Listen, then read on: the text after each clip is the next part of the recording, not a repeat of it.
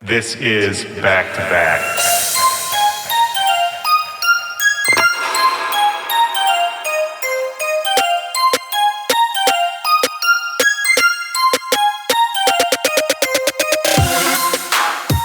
Yo, what's up, back-to-backers? This is Willy Joy. Welcome to the show. This is Back to Back. This is my podcast. How is everybody this week? How's your December going? I hope you're staying warm. I hope you're staying out of the snow. It's crazy, man. The holiday's coming up. New Year's is coming up. Somebody actually reminded me that I actually recorded a podcast on last New Year's Eve. Maybe I got to turn that into a tradition. Yeah, like every New Year's Eve, maybe I'll sit down with somebody. We'll do kind of a year-end wrap-up, a recap. I like that idea. But more to the point, I'm really excited about today's episode. My guest on the show is Whipped Cream. Straight out of Vancouver, she and I met up and had a great conversation in a weird abandoned nightclub. She's got a new record out right now that's called Bad For Me. You know, her sound has always been unique, but lately you can tell everything's been stepped up. She also put out a song called Blood that I've been really obsessed with.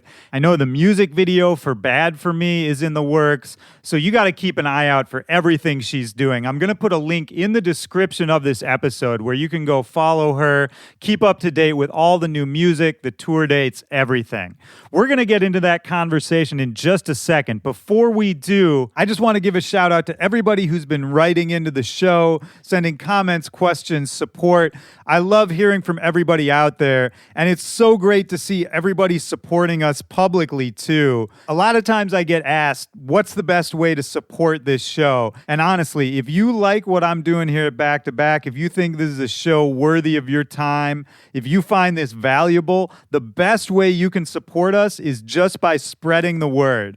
Tell a friend about us. If you have a friend who just loves music, who loves to talk about it, tell them about this show, put them onto it. You know, send them your favorite episode. If I've talked to, one of their favorite artists, just link them up. You could even make a post, make a tweet, retweet me, something I post up. All of that support really goes a long way. We don't really spend money on advertising, so the way this show grows is word of mouth, and I love seeing the community come together behind this show. It really is the best part of doing this for me. If you're listening on iTunes, the podcast app, leave us a rating and a review if you like what you hear. That helps us in the charts, helps our visibility, blah, blah, all that good stuff, but it really does help. And if you have a question for me, if there's something you're wondering about, if you have comments, concerns about the show, my email is backtobackpod@gmail.com, or you can hit me on all social media at WillyJoy or at backtobackpod. I'm pretty much locked in the studio for the rest of the year, working on a bunch of new music. Early next year, I'm hoping to share a lot of that with everybody out there. We have some big plans for the show, too. A lot of exciting stuff in the works. So, right now, I'm feeling all right about 2019. And somebody that I think is going to have a big 2019, a big year, is my guest this week, Whipped Cream. Let's talk about this. We met up at the Andaz Hotel. Shout out to the Andaz because they've hosted us. I've recorded a few different podcasts over there. Much love for them for always taking care of us. And they have one of my favorite / most confusing venues of all time, which is this abandoned nightclub in the basement of the hotel. I kind of love this place. It's super weird, but that's the space they put us in. It's actually kind of a fun vibe. It sort of feels like a weird, haunted, abandoned thing. It's actually a pretty fun place to have a conversation. So there we were in the basement club. We had only talked online before this. This was actually our first time meeting, and we just had a great time chatting. This was a really fun one. I had never heard somebody's life story quite like hers. It was really interesting. She was a competitive figure skater for, most of her young life, had a dramatic accident, had to kind of switch gears, and has now brought that same kind of, competitive drive and that crazy laser focus into the music game. And you can really tell she's kind of hitting that stride where everything's sort of clicking, everything's in sync. Her music, which I've always liked, now you can really tell it's kind of kicked into another gear. And really, I like talking to people right at this point because I think right now, she's at the point where you can kind of look at what she's doing, listen to the music, listen to this conversation, and you can really see the potential for what the project could be, what the vision is for the future. And those are really exciting times. I think that's a great time to sort of catch up with somebody and see where their head's at. Make sure you go grab her new music. Bad for Me is out right now. Blood is out right now. Watch out for the music video coming up soon. Catch her on tour. She's all over the place. Again, the link is in the description of this episode where you can go find everything about Whipped Cream. I'm also going to throw those new songs into the Back to Bangers Spotify playlist that I do for this show. You can also find that link in the text. But for now, let's just get into this, man, because I had a blast doing this one. So check it out. This is me and Whipped Cream back to back. Let's go.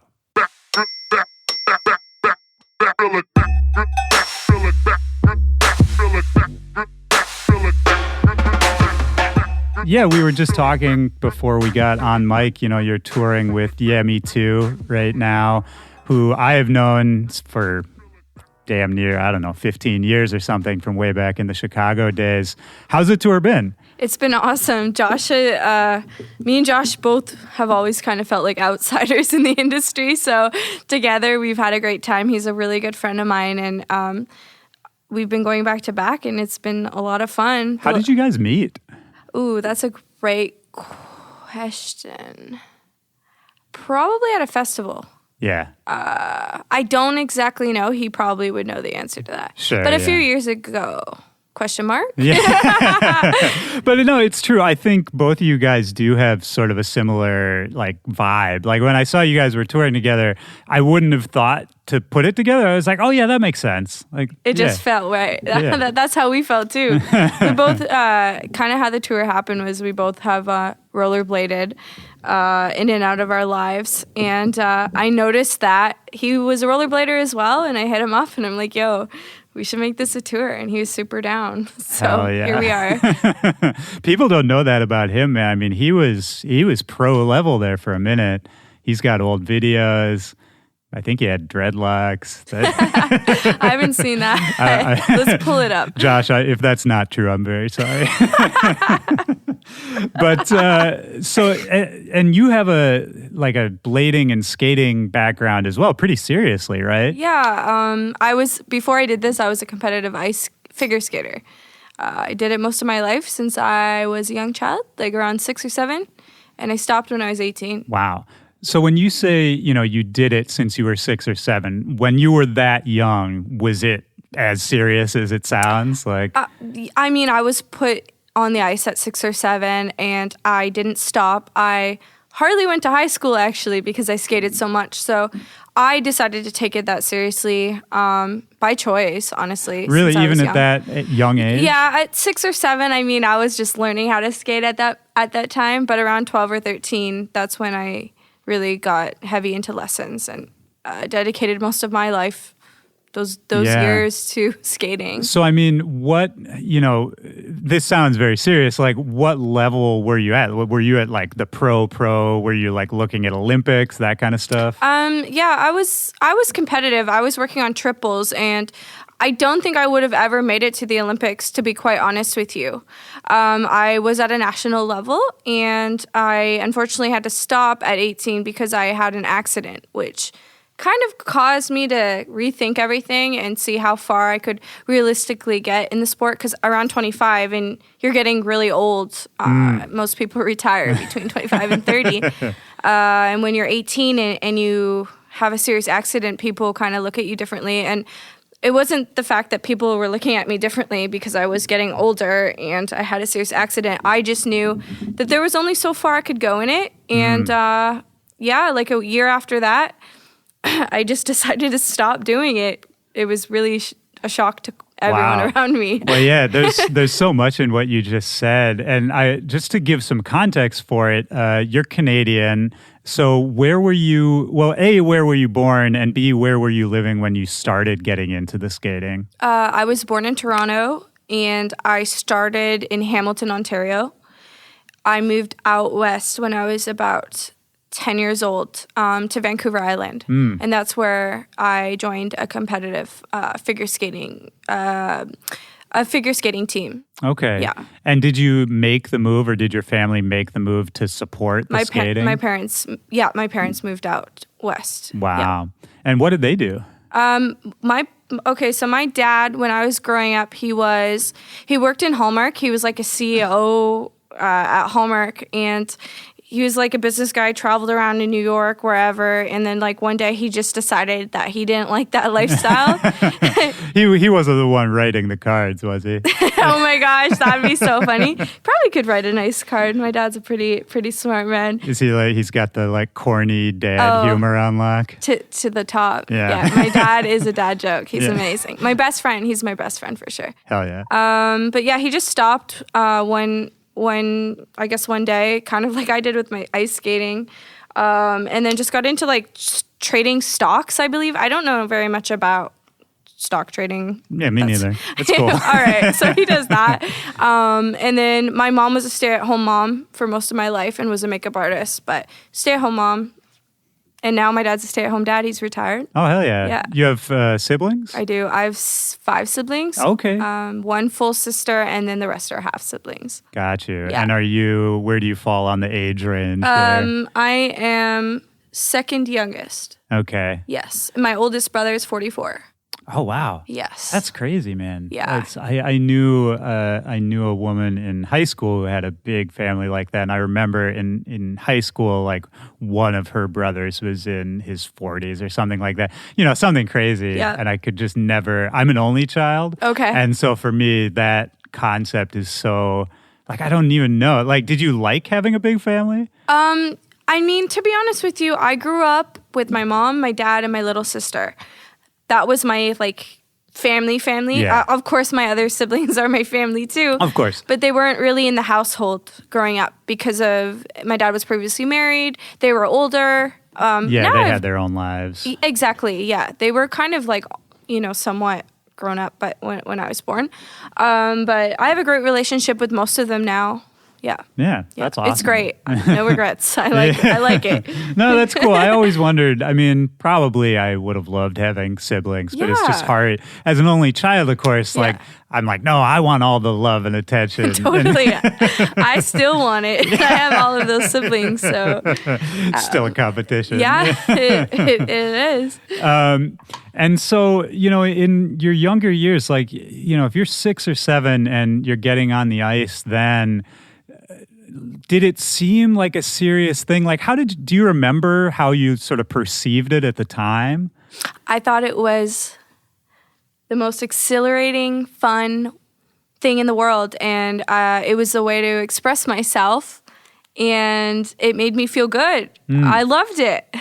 I'd go to public ice skating rinks when I was like 7 or 8 with my dad. Yeah. And I'd be in the middle just like dancing to music on the ice. I had no idea what I was doing. So was it that kind of natural thing where it was sort of just an activity you did for fun and your parents noticed you really liked it, Yes. kind of encouraged it? Yeah, that's exactly what it was. They just knew that I really, really loved it. And my youngest sister, also really loved it. So they put us both in. But there came a point where I remained in it because I was just so obsessed with it.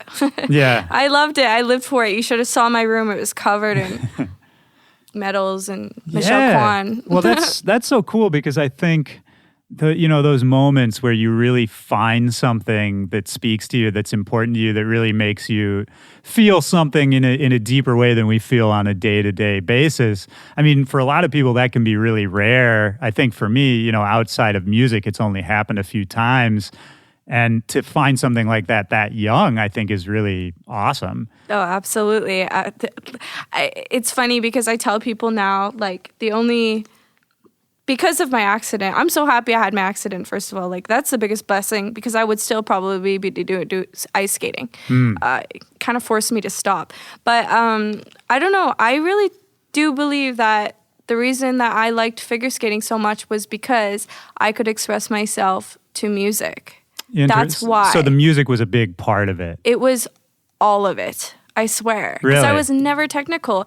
And I felt when I would put on the playlist for all the competitions, my dad would come out and do the music for, when the figure skaters are warming up before they compete, I'd make like CDs and my dad would come out and volunteer. And I don't know, I just always had a part in the music. It was always about the music. What kind of music were you dancing to back in those days? Oh my gosh, there was like a Santa Gold track. Do it again, and I'll say it tomorrow. Oh yeah. I forget the name. That's a great song. A star effer. Yeah, right, something like that. It's fire. Yeah. It was just like that kind of shit, like early like experimental sampling electronic music that we would throw on. But what I skated to was like I loved like world music. That's why my music kind of sounds hella cinematic. I think is like I skated to like Arabic, classical. Oh, that's interesting. I don't know how to explain it. But. How did that go over? I feel like, because I don't really know anything about the skating world, but my understanding is that, there's sort of like ways you're supposed to act and songs you should dance to. Totally. Yeah. If you have ever seen I, Tanya, I was I, Tanya. I came For from real? Straight up. Yeah. Because when you said you weren't technical, I was thinking about Tanya Harding. Yeah, I just loved it. A lot of figure skaters come from very wealthy families, really, put together, structured families. And I just come from love. We really didn't have much money. I worked 3 jobs in high school to help pay for my figure skating. So that movie, dude, she reminds me so much of me, except I would never like hire someone's needs right, out. Yeah, except for the hiring a hitman part. Yeah, but she definitely, like, that movie really hit me. That's so interesting. Yeah. And, so throughout all this time, like if we speed it up a little bit, you're getting into middle school, high school years, this whole time is skating just sort of like your entire life? Yeah, it was. I think since I've been a young child, when I love something and I'm passionate about something, it's usually just one thing. And now I realize that's music, but right. I'll go all for it. It's like a horse with blinders on it. I only see one thing, and I'm actually obsessed. Like a drug addict wants drugs. Yeah. Like that is all I wanted to do was go skate. I'd go skate 2 hours before high school. So I'd wake up at 4:30 a.m., go to the rink. Then I'd come to school late. I'd go to maybe one important class so I wouldn't fail. And then I would leave. And I would go back to the rink and I'd skate 3 hours and go to the gym. I lived for it, Wow. Yeah. That's kind of amazing to have that dedication and that passion, because it sounds like you really loved it at the time. And I mean, it's cool that your parents were able to recognize that too. And it sounds like they were pretty supportive. Yeah, I feel like I am the luckiest person alive because, my dad is just my mom and dad, they're both amazing people. And really, my dad just let me do whatever I wanted. And he supported me fully and actually came with me. Like, he put a good head on my shoulders. That's the expression, right? Yeah. He was strict with us to a certain level, so where we wouldn't get hurt or like do really stupid shit. Right. But he'd also not be overprotective, so I can go learn from my mistakes. And he also knew school was important, but also there's more things than just going and, if I wanted to become a teacher, he would have supported it. If I wanted to become a doctor, he would have supported it. Yeah, that's really all you can ask for, I think. Yeah. And do you feel like, looking back on it, if that was, those years for you, which I think for a lot of kids are, this sort of formative, like developing whatever, high school drama, all of that, if you were sort of sidestepping that and just laser focus on the skating, how do you think, like, I'm sure there's pluses and minuses to it, but do you look back on it and wish it was different, or are you happy the way things went? I'm super happy with the way things went. I still lived a life. I still went out here and there on the weekends. My big experimenting years for everything was after I had quit figure skating for the next 3 or 4 years for sure. But no, I didn't miss out on anything. And the same goes for when I started music. I didn't see any of my friends for like 2 years. 2 years, and no one knew what I was doing. And who knew that this would actually work out for me? And knock on wood, I'm not to the level where I want to be at, not even close. But like, it's the same kind of thing. When I was figure skating, like, it just made me happy, man. And like, I absolutely had no regrets. But I am lucky that I broke my ankle because if I didn't, I would still be doing that for sure. Right. Yeah. Because nothing, you just had the blinders on, like you said. Totally. Yeah. So, I mean, let's talk about that. What exactly happened? Did you just have a bad fall one day? Yeah. So just had like a really shitty week at the rink. And I definitely learned a lesson that day. So like I would just push myself. I'm learning this now as a touring DJ as well. We can talk about that later. But I just push myself to the extreme all the time. And I remember this one day we were practicing for a big competition at the rink. I was super tired, just a bad day at school, whatever. And we were working on triple toe loops. And I tried. What is that? Okay. So for me, because I'm an opposite skater, most skaters skate with like they're right-handed, but I skate like I'm a left-hander. Okay, yeah. And I'm actually right-handed, but my dad's left-handed. And when I was younger, he tried to teach me how to spin. So I just kept going. That's kind of amazing. It's really interesting. I use the mouse with my left hand too. Oh, shit, okay. And I'm right-handed. It's really weird. My dad's taught me these multi-talented, things. That's good. Oh, yes. Yeah, I don't know. A triple toe loop is pretty much you're on, for me, it's my right foot. Then I would go on my left foot and I'd do a 3-turn.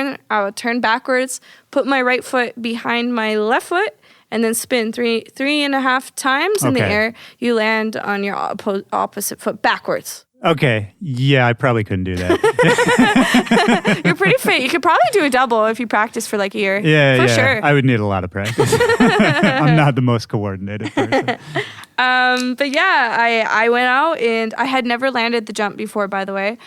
And we were working on them. So we went out. I did 2, fell. You always fall. It's no big deal. But the third one, I remember going into the jump. I don't know what, I just was off and I just fell wrong. And I immediately knew something was wrong because right when I had fallen, I felt like I was going to throw up and I had never felt that, you know? Wow. I'm very strong with pain, but why did I need to throw up? I knew something was really wrong. An ambulance came and then I had to go get surgery like that night. Wow. So a really bad break. Yeah. Yeah. Man. And, you know, in that moment, you know, those first few days, like, could you even process it? Like, no, I wanted to die. I was suicidal. Wow. Yeah, I was 18, and I remember the surgeon coming in, and I remember him telling me that I may never be able to skate again. With a cold look on his face, because you know what? They had to tell you the truth. Yeah. They can't like just suck whatever. Yeah. No, you know? exactly. And surgeons particularly, my mom is a doctor and she always tells me this about surgeons is, you know, they're really good at surgery, but they're not necessarily the most like social, you know? Literally, I was like, oh, who is this guy? I was and I'm on like all these drugs, right? They had just performed surgery. First time taking like all these weird painkillers. I hated it. And I remember waking up in that hospital and him coming and telling me that. So that was very upsetting for me definitely the next few months. But I had a miraculous recovery. I went in to physio within like a month or something, maybe 2 months, I don't remember. But this was my graduation year, grade 12. I was 17 or 18. And I remember the physio saying she had never seen such a quick recovery because I was so motivated to get back on the ice. I was like, fuck that. Excuse my French. Oh, no. We can swear as much as we goddamn want. All right. Motherfucker. Yeah, what's up, bitch? So I don't know. I just like, I apparently was just very motivated, obviously. And I have full function in my right foot. I don't ever feel it. If I wanted to go back into ice skating, I could go land that triple toe with time. It was more mental for me, and the foot did bug me for the next 2 years after that. Right. But I just decided inside I wasn't happy anymore, and I gave it one more year. The jumps weren't coming, and I was like, time to move on. Wow. And I quit. I mean, that's, you know, and hearing you say that sounds so definitive. Like, were you able at the time to just be like, nope, that's done now? It took me a year. Yeah. From the time I fell, I moved away about so I fell and I moved away from home 6 months later to go train with a special coach. on a farm. I literally went to go live on a farm, worked at like a lumber store that's selling wood. It's like out of a movie, man. Dude, straight up. And I practiced with this coach for 6 months, and she specialized in left-handed skaters. She had brought in someone to the Olympics who I really admired. And she's like, yeah, we're going to do this. We're going to do this. And, I was paying for it all at this time because no one's paying for an injured skater. And that's expensive, right? Yeah. I mean, I'm sure everything surrounding skating is expensive. And the reason why I broke my ankle actually was, one of the reasons was because my boots were so worn down and I couldn't afford new boots. Boots custom made are $3,000. Damn. And my family, I didn't have that money, so I was practicing on shitty boots. That's the main reason why my ankle broke that day. Wow. Yeah. Wow. Yeah. Everything is so expensive. Yeah, that's insane. Yeah. And that makes me think of I, Tonya again, too. Totally. That was like a big part. And so you're out on the farm, it's not working out. Yeah. And so at the point where you decide, okay, we're done, we got to figure out something else. Yep. Did you know what it was? No idea. No idea. All I had done my whole life was skate. So I was 18 years old. I had never really done anything. So I remember waking up one day and I'm like, okay, I'm gonna move back home. I get back home and I take my parents out for dinner. We're all out sitting there and I turn to them and I say, I'm gonna quit figure skating. And they were shocked. They were terrified. Because think about it. I didn't go to high school. I don't have any backup plan. This was my life. And they're like, well, what are you gonna do? Are you serious? Like, they were heartbroken, for sure. Yeah, of course. Of course. I mean, yeah. Why? How could you not be, really? Because I think for any parent, like, I related to my family, and I know my parents were concerned that I didn't have a backup plan, for sure. Yeah. Like I came from this kind of middle class background. I went to a nice high school. I went to a good college. Yeah. But then I went and got a music degree and didn't really utilize all the resources that I had been given. And, my parents are great, very supportive, but I know for a fact they would have at least wanted me to have some kind of backup. Absolutely. Oh, I hear that story so often. It must be so scary.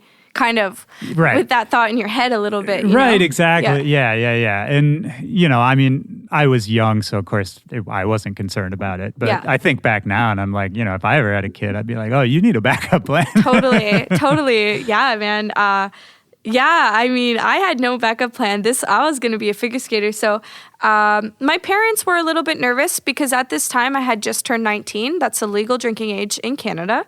And I was living my life. So I went to my first club. I went out with my girlfriends, had a great time, started dating this boy. Just living like how a 15-year-old would have lived, or a 16-year-old. Yeah. Regular life, quote unquote. Yeah. And I remember getting a job at this call center not too long after to make some money. I'm like, well, I'm done figure skating. It's time to make some money. Get into this call center. I worked as a retention agent. What a retention agent does is we have to save people from canceling their phone plan. Oh, yeah. Oh, man. The worst job. Literally.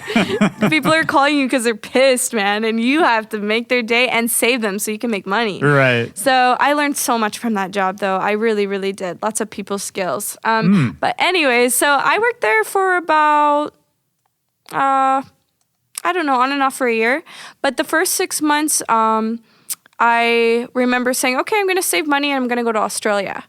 And I had a friend and we were going to go. And because I always wanted to travel. I didn't get to do any traveling with skating, really. So I saved like a couple $1,000. And 6 months before I was going to book this flight to Australia, a good friend of mine came to me and said, hey, do you want to go to this music festival with me? And I was like, well, what's going on there? And he's like, well, it's all sorts of music, lots of electronic music. And I was like, electronic music? I was not down. Yeah. Just hadn't really experienced it at that point? Nothing. Like I had because I was listening to Sandy Gold, but I didn't really understand like dubstep. I'm like, what? So I ended up going there 6 months before I was going to book this trip to Australia, to the Washington, it was called Sasquatch. It was in Washington, the Gorge. Yeah. I know that festival. Oh, it was so beautiful, and I remember going there and like no drugs, no drinking, just going. And I remember for the first time in my life ever feeling fully accepted. Ever, because I had always been judged my whole life. I couldn't show up to the rink with my hair like this or a tattoo or a missing nail. It was like everyone was always looking at you, and I always felt like I could never live up to anyone because there's a whole bunch of people half my age with way more money than me that are skating out there, you know? Right, because some of these skaters would end up looking like pageant queens, right? 100%. Absolutely. Yeah. I don't want to speak poorly on anyone. No. It's like definitely like a lot of like. But it's to me that's always just been a weird part of the culture. Like I understand it is part of the culture, but you know, people take it too far. Like people take anything too far. Right. And totally. Did you feel in like regular high school judged too because you were kind of like off doing your own thing? Yes and no. I'm sure people talked, but I actually was a lot different in high school. I was the girl. I mean, I hope I'm still that sweet, nice girl that I was in high school, but I was very much a yes man in high school. I was the kind of the funny, nice girl, just I hope everyone likes me. Yeah, you know? Get along with everybody. And and I'm not going to try to disagree with you because I want you to like me. I was like that. Yeah. Oh boy, I've changed. Thank God. I can relate to that. I mean, I definitely, even in music, I can relate to that. I mean, when I started my career, that was one of my biggest concerns was that all my peers liked me. Nobody could say anything bad about me. And that, you know, more so than stating how I actually felt, I just wanted to be liked. Yeah. You know? Yeah. So I still relate to that. I don't know. That's something I still struggle with for sure. 100%. Absolutely. We all want to be liked. And I think it came to a point for me where, let's fast forward hella. Yeah. When we can jump around. 2 years into this, when I first started getting a little bit of recognition from people, for the first time in my life, I was hearing really, really mean shit about myself. Just right out there, like, whatever they want to say, comments, people in my immediate circle, people I thought were always down with me, you know. The minute you find something and you're good at it and you're all in this bubble at one point, but some of you go like this, they can't see my hands. No, but I mean, everybody moves at their own pace, right? Exactly. Everyone moves at their own pace. And I always wanted everyone to like me. And then I came to the point where I was working really hard on something and people would hate me just because of whatever. And I got to this point where I'm like, and I used to take it really close to heart. I'd be so upset about it, but now it's just like, okay, like I'm doing what I love. I'm not hurting anyone. I hope to help people through what I'm doing. You don't have to like my music. You don't have to respect me. And I don't have to feel bad about it if you're going to talk shit. Right. You know, and that's what's changed about me since high school. I don't waste my time anymore. You want to say mean stuff about me? Okay. You know, I hope I can change you through working really hard. You know, you can have judgments about me and then maybe you're going to hear a song in 5 years that'll change the way you perceive me or your perception of whatever. Sure. You know? Well, you know, and I think already in your career, you've probably changed a lot of people's minds. And I wonder, like, where do you think the perception comes from at the start? Like when you're just getting recognition and you put out a few songs that pop off, people start to know you. Like, did you feel like people were seeing a different you that wasn't the real you? You know what I mean? I think I started to become myself for real. I have never felt more myself than I do right now. And within every day of doing what I'm supposed to be doing, I feel more myself. It's such a gift. I feel like the luckiest person alive. And when I was 18, I was not who I was. I was who I was then, but it took me literally falling in love and having my heart broken and, getting talked shit on because I'm a girl in music. Yeah, you don't make your music, you don't DJ. And it's like, oh, fuck, I do. You know, having people really like believe that you're not doing your shit, but you actually do it. Well, that's got to be extremely frustrating. I mean, you know, we could do a whole 2 hours on just the problems that women face in this industry. But to me, that's maybe the craziest part is there's all these double standards that dudes don't deal with. Because, I mean, of course, there are DJs who don't make their own music. Ghost production is just a part of this industry. But, you know, the dudes who don't do it, and we know lots of them, like it's not a problem for them, you know. And then the women who are actually making their own music, it's just assumed, I don't know. It's a bizarre thing. Yeah, it really is. I think we're getting better. I've noticed it in the last 3 years. It's been getting a lot better because there's more women that are fighting through it, and more men are coming on board and supporting us. It's not only a man thing; it's a woman thing too. And I think that the more we can just be real with ourselves and our intention, and just help each other and know that like. As much as we may not all agree on this, but music and electronic music, it's like a community. It shouldn't be this like competition. And I think that when men like a Callie, for instance, goes on Twitter and goes, "Yo, you know, Whipped Cream is one of my favorite producers right now." That really helps me. Why? Because he's a respected male dominating electronic music right now. Right. And believe it or not, I can't do it on my own.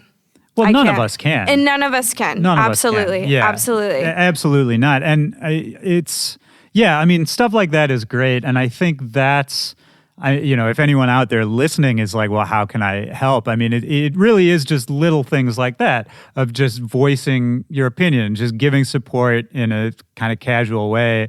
I had Muramasa on the show, and he and I were talking about the tour he just finished up, and all of his openers, all the support were female. Oh, wow. And he was like, yeah, I just, you know, they're all really good. So, of course, I put them on the tour. And he's like, yeah, I mean, it's not like we're advertising it. You know, and I was like, well, that's the way to do it. It's like you don't have to. I like that. Yeah, you just do it. Like, yeah. It's not that hard. Exactly. If you like someone's music, give them a shout out because sometimes they don't know it. Like, I know most of my artist friends, including myself, most of us, we don't think we're that great. We may come off, you know, like very confident people online, but when we get back to that hotel room after we play that show, some of us feel like shit. We don't think we're enough. I think. Yeah. So to have someone just say, yo, like, I just want to say, like, I really like this, what you're doing, or blah, blah, blah. It just means a lot. Yeah, it really does. It does. Oh, it's huge. It's huge. I mean, because, you know, we're all insecure people. I think that's part of being an artist. And, you know, there's that, like, there's a name for it. It's like imposter syndrome or something like that, which I absolutely have. And, you know, I sort of assumed that at like this point in my career it would have gone away, but I don't think it ever does, where just every time I go play a show, or every time I make a new song, I'm like, oh, is this the one that they're going to figure out that I'm faking it? Like, that I don't know what I'm doing? None of us know. Yeah, exactly. Straight up. Yeah, it's what, but then exactly like you said, you know, if you just from your own community get that support, that can be such a strengthening, you know, fortifying thing. Absolutely. It is the most, I don't know, it just really does help. Like, I don't try to do this for credit. I don't do this for credit or recognition. And I say this often to people, you know, if you're doing this for credit or recognition, you're in it for the wrong reasons. I mean, as I was coming up as a woman, you will get discredited. People will blankly look at you and look at you like you're nothing. Yeah. Like straight up. Like I have been through a lot of things. I can only. I mean, I just in my travels in my career, I've seen some crazy shit happen. Just casual things being said in green rooms, all that kind of stuff. I mean, yeah. There's not much that can surprise me much in this industry. And to sum that up, it is getting better. Yes, I mean, the last year, I haven't really had any issues. It's beautiful. People like Rez, like people like Rez who are putting the fuck on for women right now, and the industry in general, she's fucking killing it, are helping the situation. Yeah, for sure. yeah. And it's great. I think as a community, we're absolutely headed in the right direction. Yes. It's good to see. And Yes. I mean, the world too, hopefully. Yeah. It's a good time to be talking about all of this. It is. I'm excited. I'm very happy right now, for sure. Good. I'm Yes. glad. Thank That's you. awesome. That's the most important part. And so, to take it back to when you were just starting to dip your toes in. So you go to Sasquatch, you have this kind of amazing, religious experience or whatever you want to call it. Absolutely. And was it sort of an instant thing that you came away from there being like, oh, this is something I need to get into more? Yeah. I think the set that changed my life was at the little stage. There was about 50 people there. The show was Active Child. And I remember going there, and my friends weren't very much interested, but I couldn't keep my eyes off of what was going on. The wind was blowing. He's playing like this harp. Oh, wow. And he's an opera singer, but it's mixed What? with like, That's dude, crazy. you need to check it out. Insane. Yeah, I don't know him. Like next level. Damn. Amazing. But yeah, that set had me kind of walking away. I had seen Nero, Pretty Lights, Zed's Dead wasn't there. But I just remember walking away from that festival and being like, yo, like, I need to create this experience for other people. And I'm wondering how I can do that as I'm coming home. And I'm like, I should try to make some music. That's interesting. So were you looking at it kind of, well, was that part of it with the skating too? Like you always wanted to kind of put on the show, like, give people the experience? Yeah, I mean, for skating, it was very selfish. I just loved skating to music. It was like a drug to me. There was no other reason. I mean, I love to perform, of course, but same with music, though. Well, when sure. I'm DJing and making a record, and I make a good record, I feel great. Yeah. Yeah. It's amazing. Oh, it is a feeling. drug. It's absolutely a It drug. really. So yeah, I really knew something. I had been awoken to something I have never felt before, and I knew this was a very important time. And I'm like, Caroline, I think you shouldn't go to Australia. Like within a week, I told myself this, and you should go buy a laptop, and you should get Ableton. Wow. I actually got FL Studio first, but Yeah. And then I first learned how to DJ. I got a tractor controller, like an S4 controller. Yep. The big chunky one. I remember that. And I remember I had gotten it, and I started telling people, oh yeah, this is literally the definition of fake it till you make it, by the way, and how powerful fake it till you make it is. I literally started telling people, well, yeah, I'm going to be a DJ. Right. And then I remember I come from an 80,000 person town. It's a very little town in Vancouver Island. And I remember the local club owner heard that. And he's like, oh, like Caroline's a DJ now, blah, blah, blah. I literally had my controller for a month and a half, okay? No effing idea what I was doing. Right. He goes, oh, Lazy Rich is coming. I think Lazy Rich is his name. Yeah, shout out to Lazy Rich. Shout out man. Lazy Rich. Yeah, you're awesome, man. I love that dude. He's so nice. He's a great dude. Great dude. So he's coming to Nanaimo, and that's where I was brought up, and my early adulthood or teenagehood. Right. But yeah, the club owner was like, "Do you want to open for him?" And I was like, oh, yeah, for sure. Dude, I couldn't even mix anything. No idea. Wow. So, yeah, I just, I went on YouTube. I had a friend that knew the controller, and I had about a week to practice. Okay. And I went out there, and I opened up for Lazy Rich. How'd it go?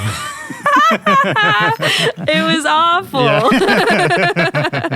But people seem to like it. You know, I didn't like royally like screw up. I obviously had no idea what I was doing. I was probably playing full songs out.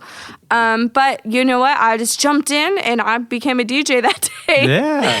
That's kind of amazing. And what year was this about? What time period? I would say 2012 or 2013. Okay, right in Right that. when Boom Boom Boom was in. Yep. Yeah. Right in I loved it. Yeah, so you know what, like Justice and Nero and them were popping. Absolutely. All the French guys, Yep. Headbanger, all of that. Yep. And okay, so you did the first gig, you got it under your belt. Under Caroline. Oh, under Caroline, Yeah. that's what your Caroline, DJ name was? Yeah, Caroline and my last name. Yeah, that was my DJ name, my full name. It's That's fire. I mean, yeah, I think that's cool. Yes. I mean, my DJ name is my full name. That's awesome. I wish I could go with my name sometimes, but there's so many songs with the word Caroline in it. Like Roses by Outkast, Right, Neil yeah. Diamond. Yeah, it's Very not hard. as Googleable. Yeah. Yeah. Maybe one day. We'll see. Yeah, why not? You could do a side project. Absolutely. And so how did it evolve from there? Once you kind of did the first gig, I assume there were more other, early... Yeah, so Gigs like that. I actually didn't have another gig for about a year after that. Oh, wow, okay. Because I wanted to make music. And I remember not knowing anything about making music. I couldn't even tap a beat. Really? No, nothing. No idea. And this is why I tell people I actually know what I'm doing now, which is so mind-boggling. If I look at myself 6 years ago to now, Yeah. it's shocking. But it's kind of cool, right? Like I've thought about that. Even just when I learn, in the rare occasion that I learn something new these days, like you get that rush. Like it's nice to be able to know that you can still evolve after you sort of feel like you're done evolving. 100%. Every day that you open up Ableton, you're learning. Whether you're collaborating with artists and you can look at their projects. That's amazing. Oh, Yeah. I learned so much from collaborating in my early days. Shout out to everyone I collaborated with. That is the reason how I finished my first record I was proud of. Just collaborating and looking at how these guys structured their music is how I learned. I didn't know how to structure a song. Were there other people in your town or around you that had similar interests, were doing the same thing? Yes, absolutely. There was a couple guys that actually taught me. One guy in particular helped me learn how to DJ on the Tractor controller. Producing, I was kind of on my own for that. I would YouTube the stupidest stuff, like how to make a trap beat. Right. And I would literally and I'm watch. sure you got 10,000 hits on that. Yes. And I would just watch Trap Daddy. He literally looked like a Trap Daddy, make this really easy trap beat. And I learned like an elephant. Just pause, watch it. Where do you put the hats? No joke. And that's how I learned how to make music. Yeah. It was. But I don't think there's anything wrong with that, honestly. I mean, I think so ghetto. No, but I mean, I think that's advice I'll give to people just starting out is take your favorite song and just try to make it. Absolutely. That's great advice. Yeah, because you're not, you won't be able to make it, but in the process, you'll learn a lot about how somebody else did. Absolutely. And one of the major things that helped me learn before I wrote my first real record was I would find, I love R&B and hip hop music, so I would just go and find my favorite R&B track, and I'd warp the BPM to 135 and then make club tracks. Right. And when you're making club music, it's a lot of sampling and chopping. Yep. So essentially, I'm just learning how to chop shit, just make it sound on. And one of my first songs I put out actually has done the best out of anything. It has 50 million plays. Oh, that's huge. On YouTube. Which song is that? It's called Close Off Okay. Remix. And it's Ella Marie. And I literally just warped her track and made a club edit. Right. And I had no fucking idea what I was doing. But sometimes that's all it takes, I mean, so I think it's you can tell me if you agree, but in some ways I miss the days when I didn't know what I was doing. Yes. Because I didn't know, all I knew is if I liked it or not. That's the only thing I knew. Yeah. And now I know all this other shit that can be a distraction. Yes, I completely agree. It's so beautiful when we're first starting because we're like a child. Right. We don't know what this does or what this does. No one's told us no yet. We're just we going to don't go. know proper structure or, the intro shouldn't sound like this. It should sound like that. Absolutely. All of that. Absolutely. And I think where we're at now, especially for me, I want to practice remaining like that, unjaded. No one's told me no before because that is how I'm going to keep creating and I'm going to be happy. So that's an interesting question. So now, I mean, you have a career, you're on tour, you have records that people know. how has your songwriting process changed? Like, do you now feel those pressures of, people expect something from you or that you need to deliver a certain thing? And how does that affect you? Oh, absolutely. I'm very, very lucky, knock on wood. To this day, I have put out a lot of different records. Yeah. From like house to slow, dark, cinematic shit. I make a lot of cinematic stuff. To club music, to footwork, to just weird bass music, to hard-hitting, near like dubstep music, which isn't dubstep, but like blood. Blood is like, I don't even know how to describe what blood is. And I really like that too. Oh, thank you so much. That's a good one. Thank you. So to answer the question, do I feel like people are expecting something from me? No, I don't think they are, because I've always been so honest and open about I'm going to make whatever I want. If I come out with a fucking opera song, that's me. Right. And I want to make sure it's crucial during this time in my life right now, the next 2 years, that I remain doing that. Because if I don't, then I'm going to get stuck under one thing. Right. Because I don't feel like I'm there yet. And hopefully in the next 2 years, I'll break the surface where I'm, Well, what do you mean? What's there? I think there would be when I feel like I am. And this is funny because 2 years ago, I would think I'm there now. Right, of course. So who fucking knows if I'll ever feel like I'm there, but just give me some hope. It's the problem with ambitious people, man. I would like to see myself in 2 years. I mean, I would like to be selling out shows. I would like to have thousands of people. I just want to impact people, man. And the more people that we can exchange energy, like at shows, the more people I can impact through my music, the happier I'm going to be. So I think like in the next 2 years, to answer your question, I would really like to write at least 1 or 2 hits in the next 2 years. Get some features with some of my favorite musicians. I like to get into some rap, R&B music. Okay, so expand the sound a little bit. Yes. That sounds great. Yes. I mean, I remember the first things I heard from you were those kind of really crazy club tracks, like a few years back, like the Humble remix you did and the...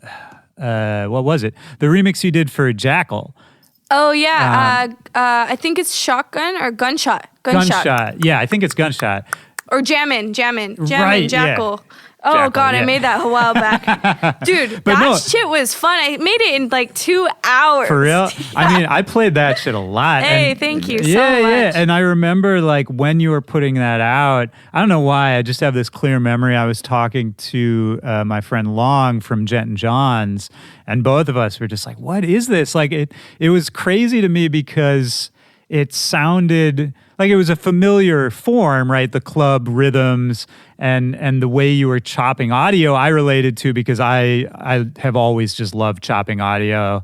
And me too. I love it. Yeah, I still do it a lot. Yeah, same. But there was something about like the kicks were like weird, that like they weren't like the right kicks, quote totally, unquote. Absolutely. And all of that, and it just went into like all the weird little percussive noises. There was something that felt really unique to it, and it's interesting hearing you talk about it now. That maybe what I was hearing was kind of just that pure like exploration of it, Absolutely. It was completely exploration, and it was completely just chopping up samples, reversing samples.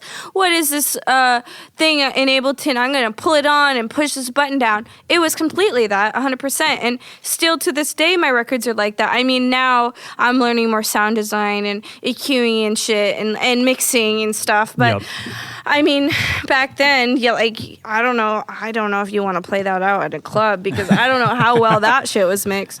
But now, it is, in a sense, different. I mean, I think the more people jump on board. You know, you get a team. You know, I have an amazing managers now and an agent and all this stuff. Yeah, you're working with Will now, right? Yeah. Will Runzel, Stephen Haddad, and Andrew. Andrew was actually my agent, and he worked at Spin for 10 years and actually quit Spin to join and manage me, and now I have an amazing agent at UTA, Ben Hogan. Oh, yeah, I love Ben. Oh, he's an angel. I love him too. He's really great. Yeah, no, he is. And yeah, Will and I, for the listeners, you should go back. I've had Will Runzel on this show. Hey, no way. Yeah, his episode is great. That was one of the earlier ones. And he and I go way back. He used to book me for shows in Chicago back in the day. Like, we were just running around the city like little idiots back then. But I love Will. And I saw you guys linked up, and I was like, I wouldn't have put you together, but that's actually perfect. Hey, thank you. Yeah, Will, he's a very special person. I've never met anyone like Will. He's There's a only go-getter. one. There's only one Will Runzel, and he's a pretty amazing human, and I'm really excited to have him on my project. Yeah. Hell yeah. And so, I mean, how did Andrew or anybody, find you? Like, how did you start building that, as you were building your career? Yeah, totally. So I lived in Canada on a little island, and I put a couple records out. I was like, okay, I'm playing across Canada on my own. No agent, no manager. Okay, so the first couple songs, like, it kind of popped off. Yes. Naturally. Within about 2 years, I was DJing around west coast of Canada. I'd played Calgary, Edmonton, like Banff, Vancouver, stuff like that. Yeah. I was building a little bit of a name. All off just internet buzz, that kind of stuff. Yeah. Completely, yep. And just like off my live show, I never really had that many records out, but my live show, people would talk about it. And I'm so grateful. I guess people just connected with it. What, good energy? Like, yeah, something. Something. Some vibe. I don't know. I don't know, but I felt the vibe, and it was great. It's still great. I can relate to that. No, it's like a switch flips or something, 100%. So yeah, I was playing in Canada, and I'm like, well, I need more now. I'm ready to go to the next step. So I looked online and with the help of my dad, looked on how to obtain a visa and how to get a visa. And in Canada, we have this visa called the P2 visa, which is like you just get some contracted gigs in the States and you can go play in the States for a few months. Okay. So I asked on Facebook, anyone in America want to book me? Yeah. I'm not even joking. That's awesome. And then I had a couple people offer me a $50, $100 gigs. Yeah. And I'm like, this is perfect for the contracts. So I got 4 contracts. And I was like, all right, great. I went, paid my dues. The visa got approved. A few months later, I had my first show in Los Angeles, and my show was at the Space Yacht. Mm-hmm. So funny story, I had never played on CDJs. I had only played on my controller. Oh, yeah, right. And that night you did it again? was the first night I ever played on CDJs. Yeah, just like the first gig where you're like, oh, yeah, I can do that. Literally. That's so funny. I didn't even think about that. Wow, you're right. That is exactly what happened. And I remember the night before I was playing in LA at the Space Yacht, I get an email from an agency. It was Spin by this man named Christian, he's the one who kind of like discovered me, honestly, in America. Right. And he goes, hey, like I've been seeing your name pop up a lot. I see you're playing in LA. Can I come check you out? And I was like, yeah, absolutely. And I'm not going to tell him it's my first day on CJ. That's smart. Good move. Thank you. I was so scared. Dude, I'm so lucky nothing went wrong because so many things have gone wrong since that I needed to learn. Right. And I'm so effing lucky. Yeah. It was perfect. I killed it. That's awesome. I couldn't believe it. How did you even figure out like what to do? So, was it YouTube again? Honestly, yes, it was. But I had saved some money up to get CDJs in my house. So 2 weeks before going, I had 2 weeks. I went and I rented these CDJs. Right. And I was like, I'm going to effing learn. I'm going to crush it at Space Yacht. And then I went. And the show went wonderful. It was great. I just had such a good reaction in LA. And then the agent came up to me. He's like, that was incredible. Like, can you come to the office tomorrow? Went into spin literally the next day, sat in their office, met Andrew, who's now my manager, with Christian. They were going to double up with me, and I got an offer for them to be my agents. I had no manager at the time. And I went with them. And then we just started running without a manager for like a year. Wow. How was that year? I mean, was it, did you sort of run into issues with it, or did you sort of just feel like, this is building the way it should be building? I'm very much with art and what I do. I'm a Capricorn, so we're very like independent and like we're very hands-on and we almost want to do everything. Okay. So it was perfect for me because I didn't want a manager telling me blah, blah, blah, blah. At this time, I'm just learning who I am. Right. And it sounds like you've always been very self-directed. Yeah. It's a downfall and it's also a good thing. I think like sometimes I can just wear myself out. You can't take help when you need it. Yeah. Yeah, dude.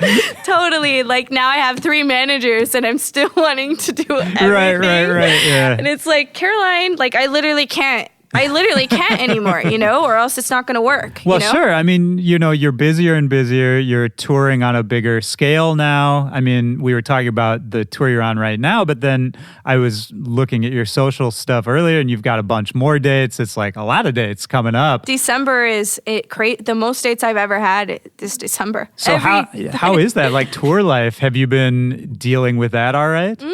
Yeah, I mean, that's also very much a learning process. I think I get it, and then I don't. Right. You think you're good, and then you faint in a plane, and you wake up with the oxygen on your face. That's happened to me. That happened? Yeah, just a few weeks ago, actually. Oh, that's really scary. Yeah, I don't party. I don't do any drugs. I'll drink a glass of wine here and there, but just so everyone knows that's not what caused it.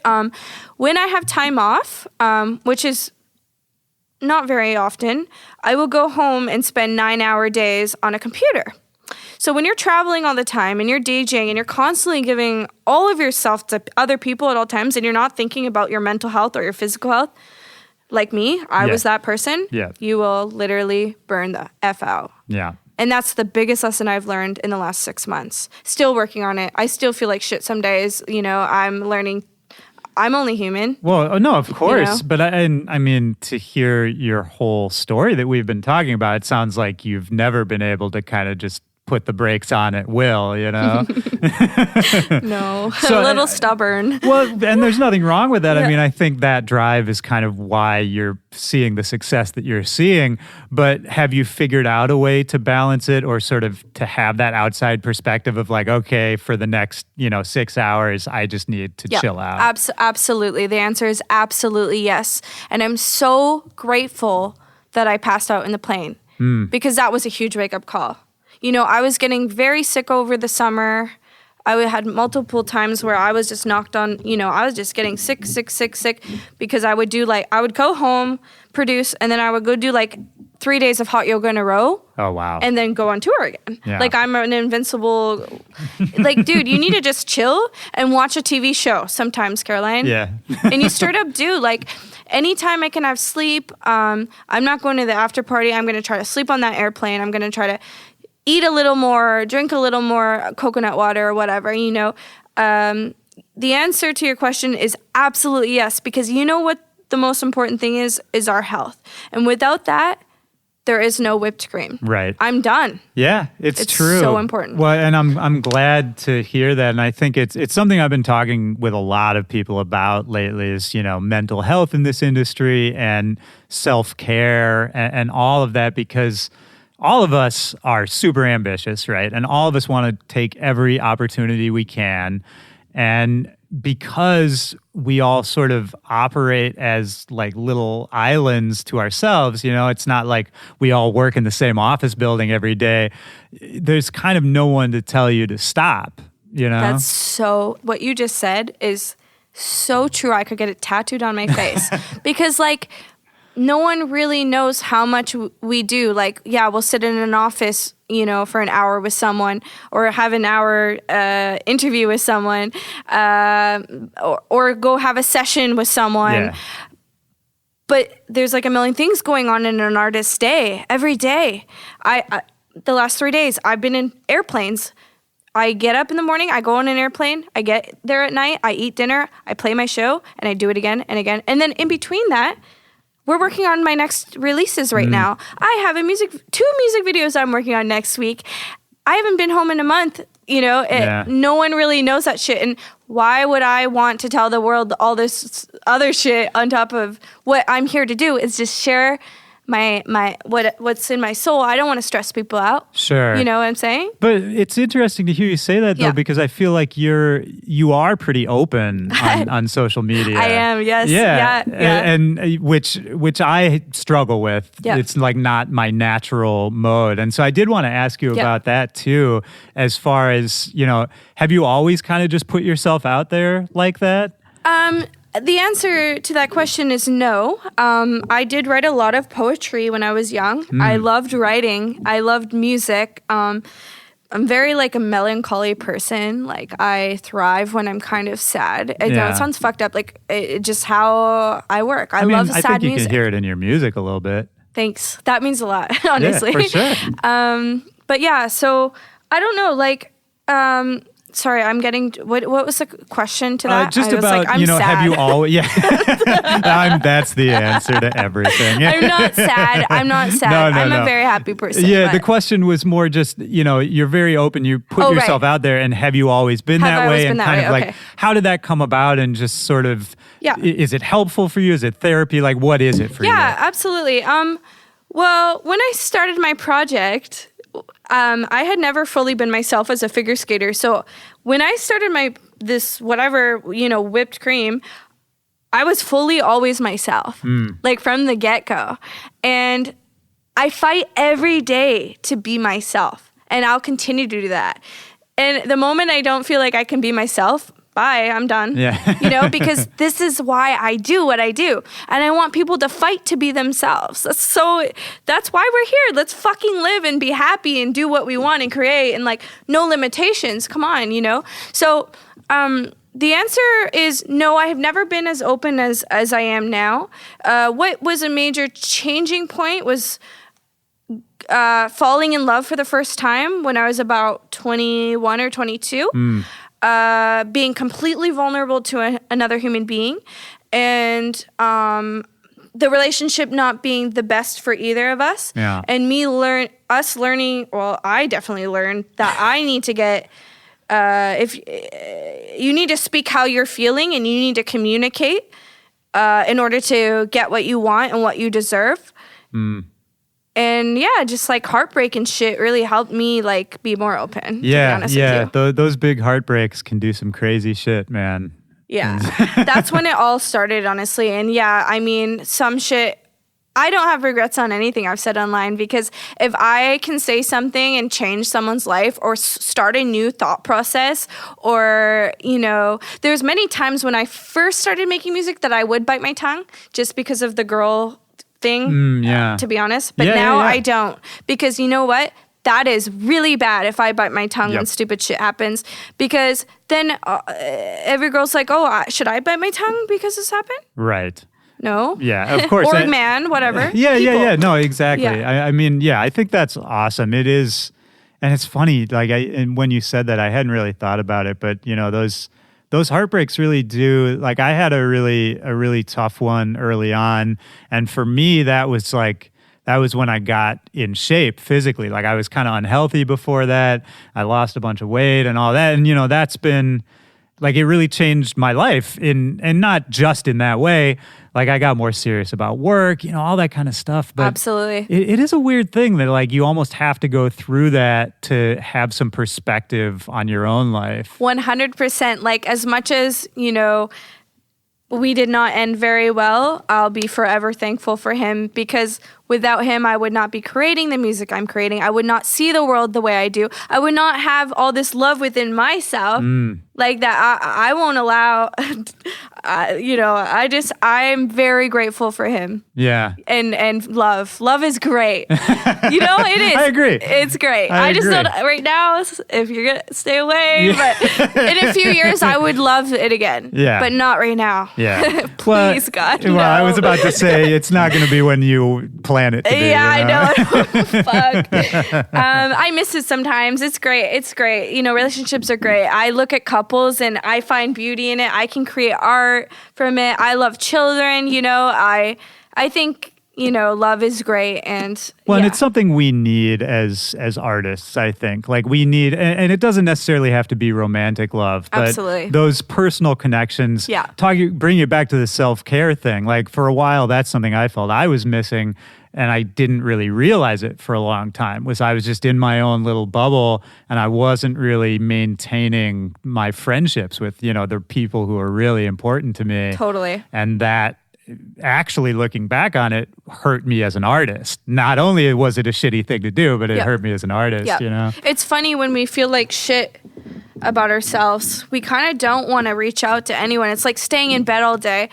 I just want to stay here, but what we need to do is get out of bed and see the sun, and make that phone call. Oh, I don't want to talk to anyone. I feel like shit. The best thing you can do is talk. Yeah. It's even today, literally today, I texted a friend that I'd call him later. I really didn't want to. I just wasn't in the mood. Yeah. And then I forced myself to do it. Yeah. And then we had a great talk because he's a good friend of mine. And of course, you have fun talking to your friends. Yeah. And then I felt great. That's it's great. just one of those weird things. Totally. And we need to practice it. I think I feel that on a spiritual level. Yeah. Like that happens a lot, and I think if anyone out there is like listening to this and you're just going through a rough patch, like I have been there. Even now, I'll go through weeks where I'm feeling insecure about my image or, where I'm at in life because I want so much in life. And I think that you just need to chill for a second and really like... We're lucky to be here. We're so lucky to be alive and experience this. 100%. Make the phone call. Go see that friend for a minute, 100%. It will only help. And if it's not going to help you, maybe it can help them. Yep. Absolutely. I mean, that's, being of service to other people too is something that even if you don't want to do it at the time, you're always thankful that you did afterwards. 100%. 100%. I think what you just said is the sole purpose of why we exist, in a sense, is to help other people. You can be you can have nothing. But if you can just help someone, it can really make you feel good. Yeah, and it doesn't have to be any big thing. No. It's literally just like send that text or make the call exactly. or, whatever it is, those Yeah. little things. And, maybe that's a good way to bring it back home to what you're doing right now and kind of, you're on this wave right now. Like I don't know if you feel it, but at least from an outsider's perspective, like it seems like things are really accelerating. You're putting out a ton of new music, all of which is very good. It seems like although you've said you're going to expand the sound and never stick to one thing, like I feel like there's a cohesion with everything you're putting out right now. Not that it's all the same sound. Totally, but it's a vibe. Yeah, like it sounds like you. You know what I mean? And I mean, is that intentional? Is that something you think about when you're writing music? That's a great question. I mean, probably not. I mean, I feel like a lot. I mean, I don't write and be like, oh, does this sound like me? Like Right. Luckily, I've never had to be like that because I've just created kind of like, as I said, like a child. I've kind of just created like a child and made whatever. And I'm sure no, the answer is no. But I do get what you're saying. Right. Like if I listen to my music, without sounding cocky, I'm just like so happy. I'm like, oh, this is me. Well, that's the thing. And you said that earlier too, that, one of your goals, which I think is a great goal, is to have this project be extremely authentic to you and not to sort of feel like you're pandering or bending to anybody else's, like view of the project. And maybe that's just what it is that it's, you're getting more and more confident with the songs you're making. And Absolutely. Maybe that, somehow just like bleeds into the sound. I don't even know. But it's a cool way. Like I don't know that a lot of people approach like songwriting and music from that angle. Totally. Yeah. It's funny looking back from when I was first starting and playing these shows in Canada and stuff. People would tell me, "No, what are you doing? That's crazy. You can't DJ like that. You shouldn't be on the controller. You're using samples? Are you kidding?" Like the amount, and I'm so happy that whatever was inside of me, I listen. I'm a great listener, but I also have this thing inside of me that's like, I'll take your advice if it's great. Yeah. And sometimes I'll just go my own way. And I think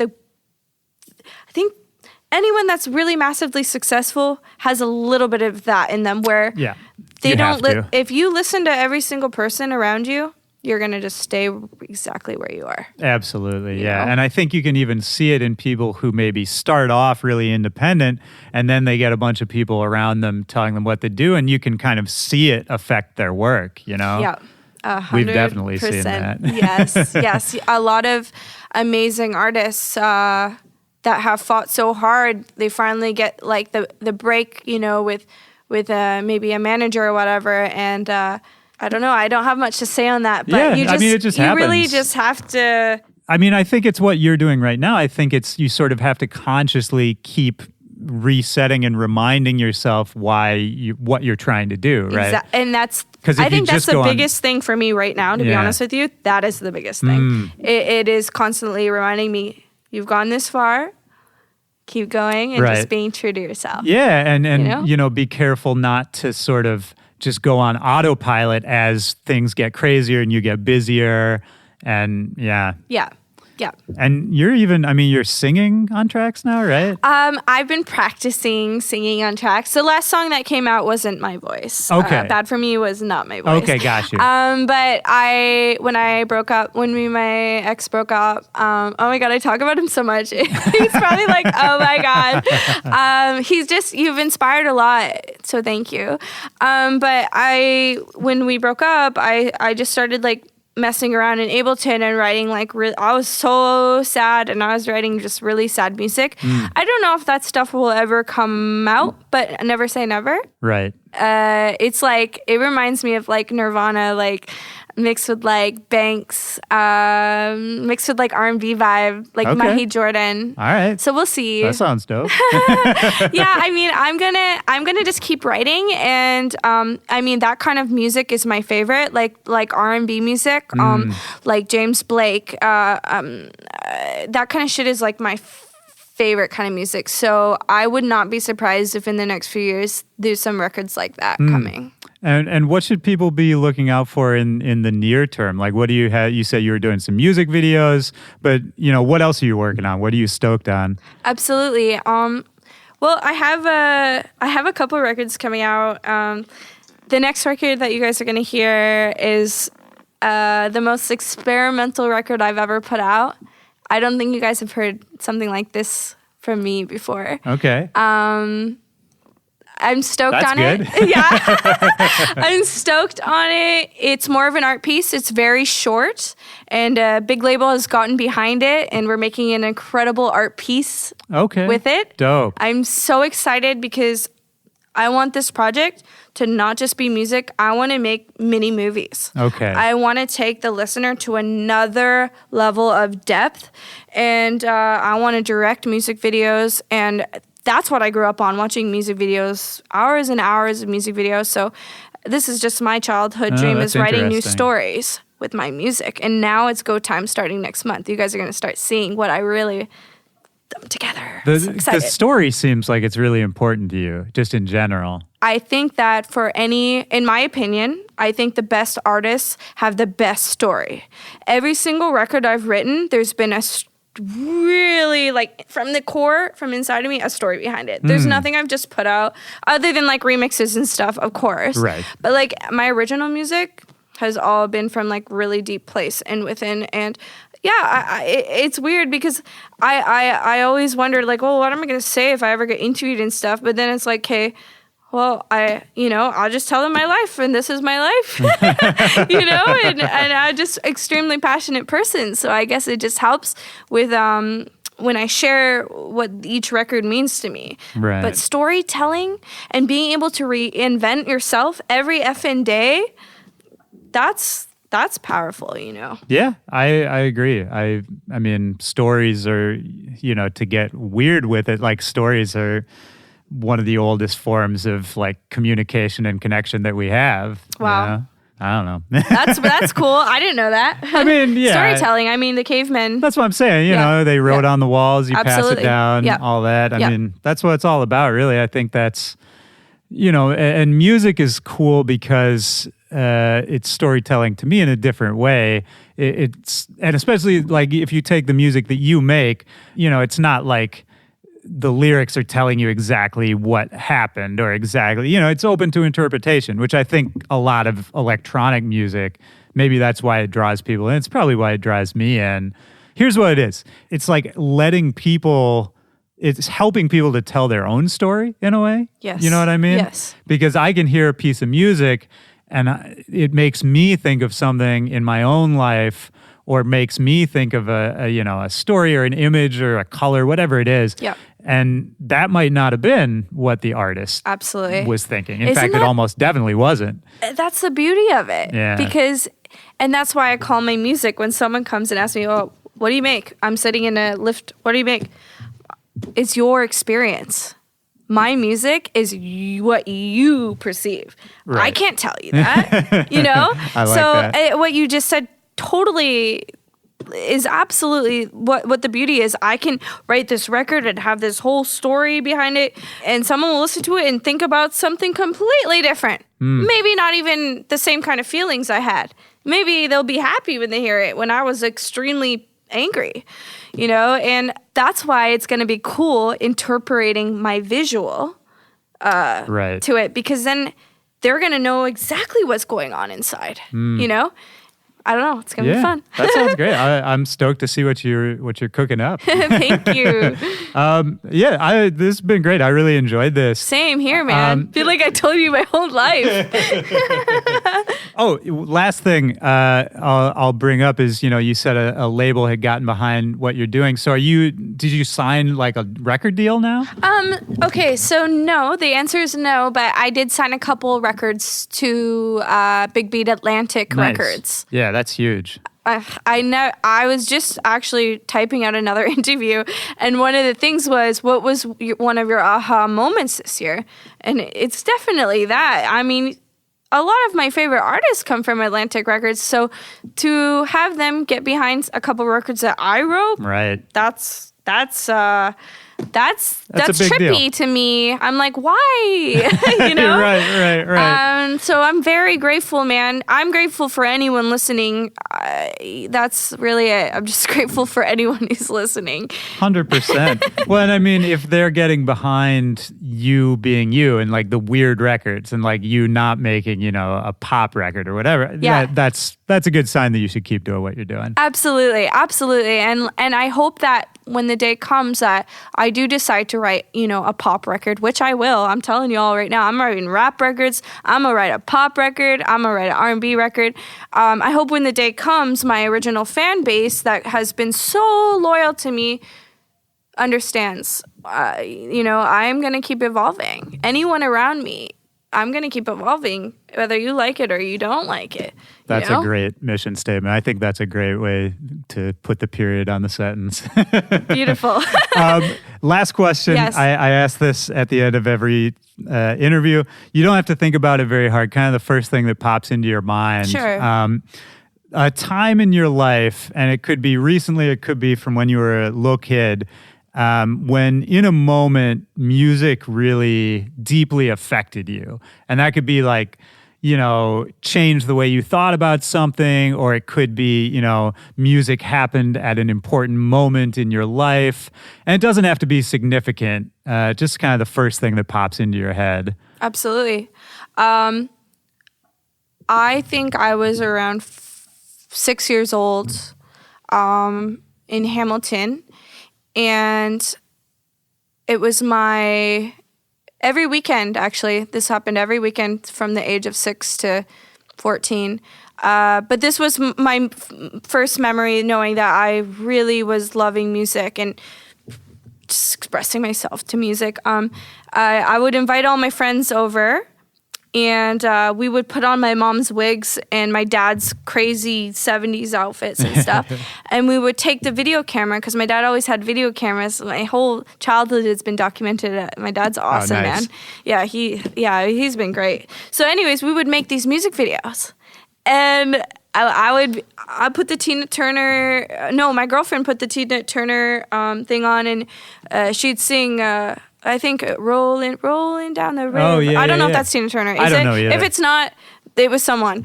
I think it's Tina Turner, though. And I would be like Cher or Madonna. That was probably my first memory of knowing that music was going to be in my life for a very long time.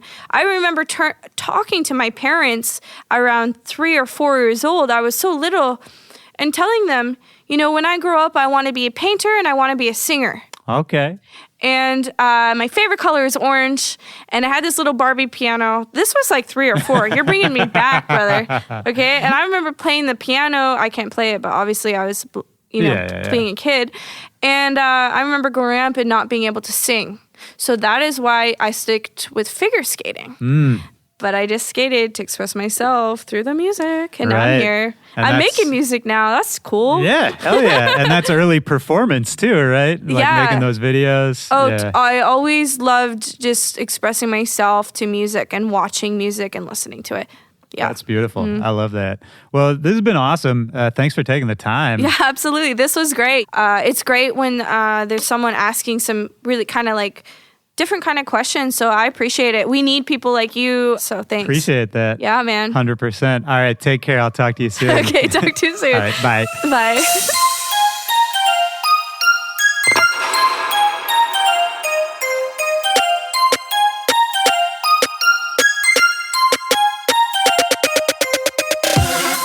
All right, that's the show. Shout out to Whipped Cream. Great to talk to you. Great to be in that abandoned club basement. Had a blast. For everybody out there listening, I hope you had as much fun as I did. Don't forget, Whipped Cream Bad For Me is out right now. Follow the link in the description of this episode, and you can catch up with her, all the music, all the tour dates, everything. My name is Willy Joy. I hope everybody out there is having a good week. I hope, 2018 is kind of wrapping up the way you wanted it to. We've got some great episodes lined up before the end of the year, so stay tuned. Don't forget, you can also hit me up. backtobackpod@gmail.com is the email address, or you can hit me at WillyJoy or at backtobackpod on all social media. That's it for this week. I'll talk to you next Tuesday. For Back to Back, this is Willy Joy. Peace.